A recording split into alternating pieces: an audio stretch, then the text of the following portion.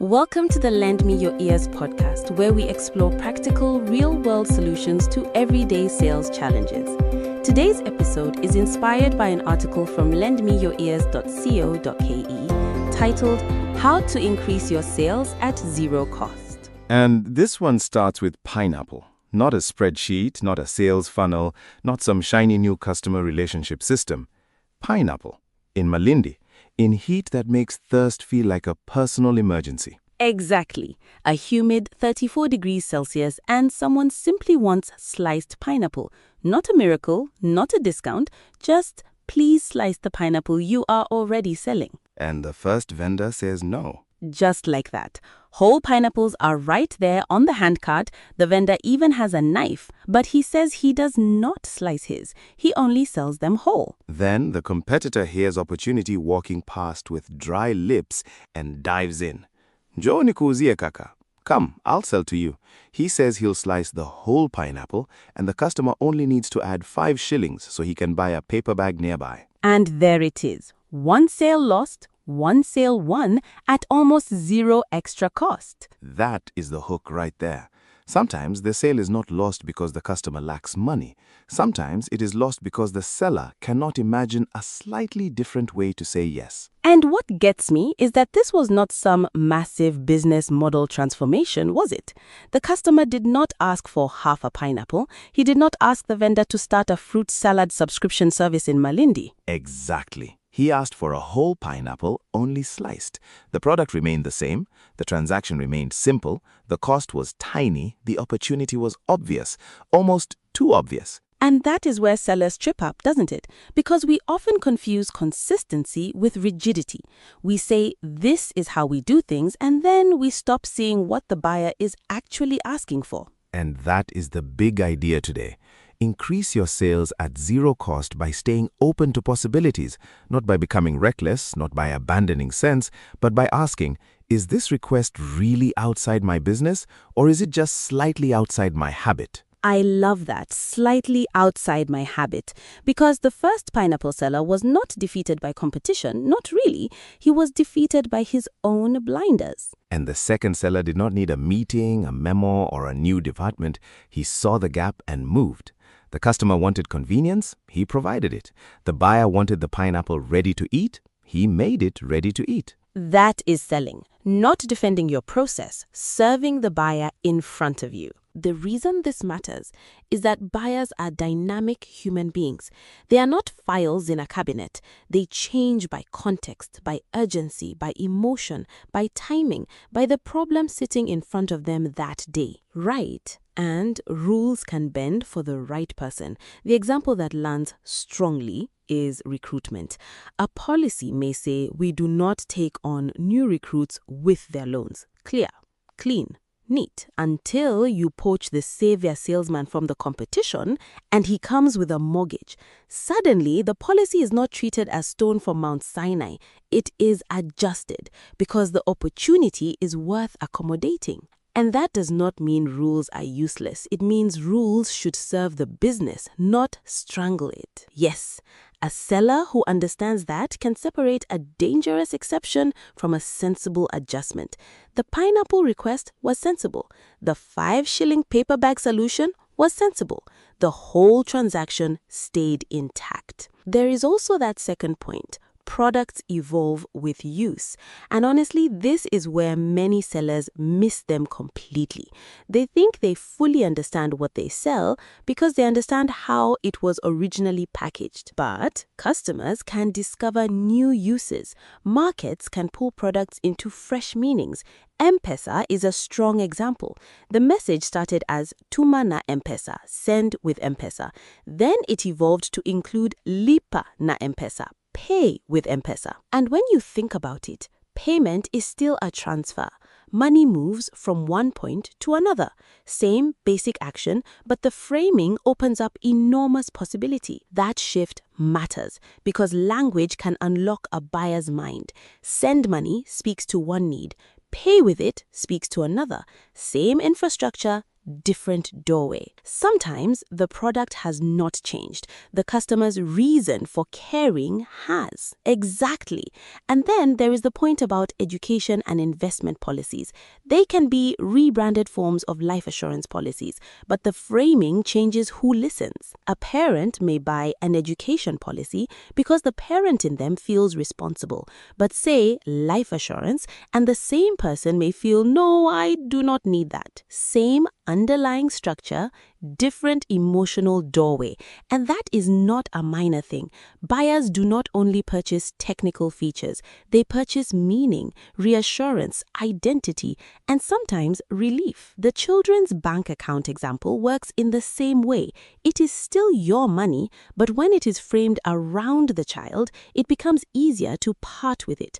The product meets a responsibility you already feel. And that is why sellers must pay attention to how people actually use, name, and value things. Not just what the brochure says, not just what the policy says, not just what the internal team intended. This is the point where I feel every seller should pause for a second and ask, what else are people already doing with what I sell? Yes, because the market itself is dynamic. People who are never the obvious target can suddenly find their way into the fold. Arimi's milking jelly is such a vivid example. A product associated with cows and milking becomes loved by women as a skin jelly. It is stocked under cosmetics in supermarkets and it keeps moving. And the packaging still carries a cow. That is the funny part. The market is saying, we know what it was made for, but we have found another use. The customer is not always waiting for permission to reimagine your product. And if the customer has already expanded your market, your job is to notice before someone else does. The mosquito net example pushes the same idea even further, known for protecting people from mosquitoes, but also used for fishing and even as a veil for a bride. Now, that does not mean every use becomes a business strategy, but it does mean sellers should be alert. The market speaks in behavior before it speaks in official reports. Then we get that Nairobi CBD beauty product seller.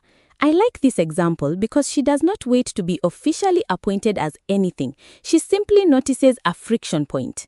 Her pork lard seller operates out of town, and deliveries from Kikuyu to the CBD are inconvenient, so she sees her own shop as a possible point of collection.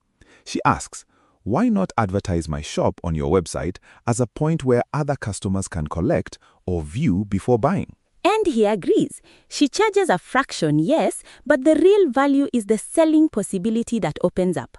More people have a reason to walk into her booth. More visibility, more movement, more chances. That is smart because it turns an existing location into a selling asset. No new branch, no dramatic cost, just a sharper reading of what is already available. It is the same principle as the pineapple cut. What is already in your hand? What is already in your shop? What is already in your relationship with a buyer or supplier that you are not using fully? Zero cost does not always mean absolutely no cost at all. Sometimes it means no meaningful increase in cost compared to the opportunity created. Like the 5 shilling paper bag. Exactly, like the seller who slices the pineapple and asks the buyer to cover the extra wrap. The buyer gets convenience, the seller gets the sale. Nobody is pretending there is no cost. They are simply handling it intelligently. That distinction matters because some people here stay open and they think it means say yes to everything. It does not. Stay open to possibilities, not absurdities. That line deserves to stand on its own. Possibilities, not absurdities.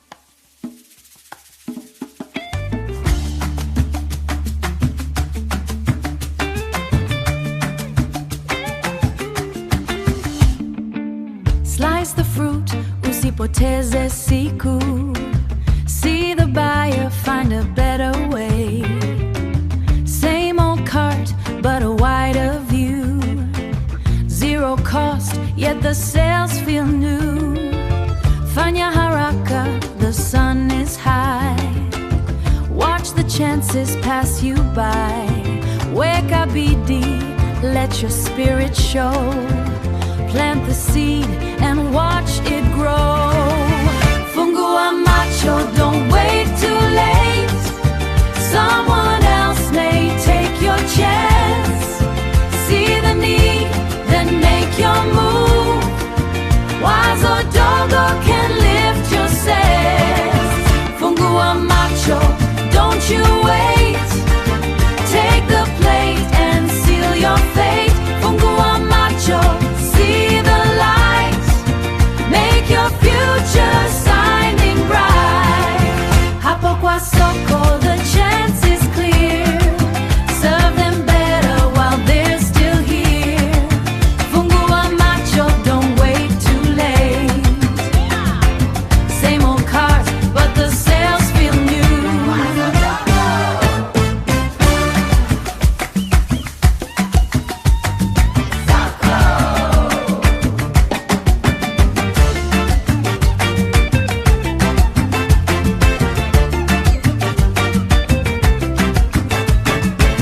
That little break brings us right back to the sharper point.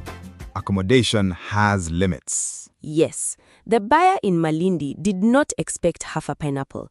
That would have required a different model of business altogether. The seller sold whole pieces, so slicing one was not too much of a stretch. And asking for the extra 5 shillings for the paper bag was fair. The customer's request was within reach. The seller only needed to be flexible without becoming foolish. That is the balance. Because in real selling, you are constantly reading the request. Is this a reasonable adjustment? Is it aligned with what we already do? Can we protect ourselves while still serving the buyer? The electronics shop example makes that very practical. A customer walks in and asks to make a 3-way payment for a tablet.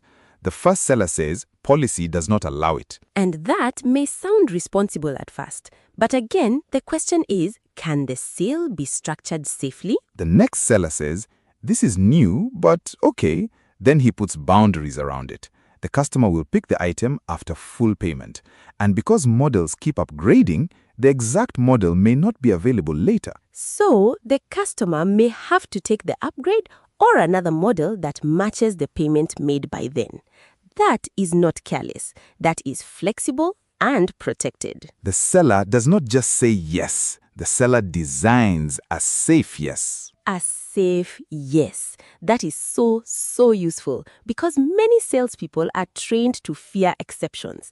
And sometimes with good reason. Exceptions can become chaos if nobody thinks them through. But refusing every exception also has a cost. You lose buyers who are ready to proceed, buyers who only needed the path adjusted a little. It reminds me of how often sales are blocked by internal language. Our policy does not allow. We do not do that. That is not how we sell. Those lines can sound final. And sometimes they should be final. But before they become final, the seller should ask, what is the buyer really trying to achieve? The pineapple buyer was not trying to redesign the cat. He was trying to obey his thirst in Malindi heat. The tablet buyer was not necessarily trying to break policy. They wanted a payment structure that worked for them. The parent buying an education policy may not be shopping for life assurance language. They are trying to feel responsible about a child's future. The woman buying Arimis may not care that it started as milking jelly. She has found value for her skin. And once you see that, the buyer becomes less of an interruption to your process and more of a guide to opportunity. That is the mindset shift. The buyer's unusual request may be market intelligence arriving in plain clothes. Plain clothes standing at your counter, asking you to slice the pineapple. Exactly. And a seller with blinders misses it because they only see what they already know. So, let's make this practical. A seller listening today should not run out and break every rule. That would be reckless. But they can start listening differently. When a customer asks for something slightly outside the usual process, do not rush to defend the process. First, clarify the need. Ask, what are you hoping to achieve? Or what would make this work for you? Then decide whether the request can be accommodated without damaging the business. And if there is a small extra cost, name it plainly. The pineapple seller did not absorb the paper bag cost. He asked for 5 shillings. Clean, simple, fair. Also, look at your product through the customer's behavior. Are people using it differently from how you expected? Are they calling it by another name? Are they buying it for reasons your team rarely mentions?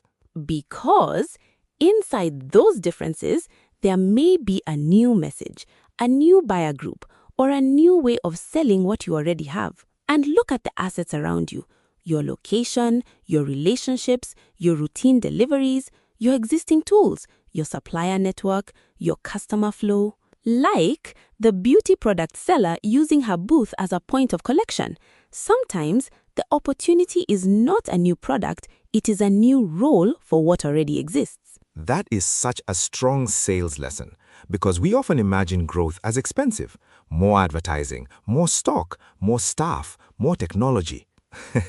But this argument says, before spending more, see better. See the buyer in front of you. See the use the market has created. See the adjustment that protects you and serves them.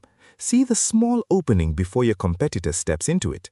Because that competitor may be very nearby, already peeling the pineapple while you are still explaining your policy. And possibly wondering what your knife was for. And that line stings because every business has a version of that knife, a capability already present but not being used when the sale asks for it. Maybe it is a delivery option, maybe it is payment flexibility, maybe it is repackaging, maybe it is a referral arrangement, maybe it is simply letting customers collect from a place that is easier for them.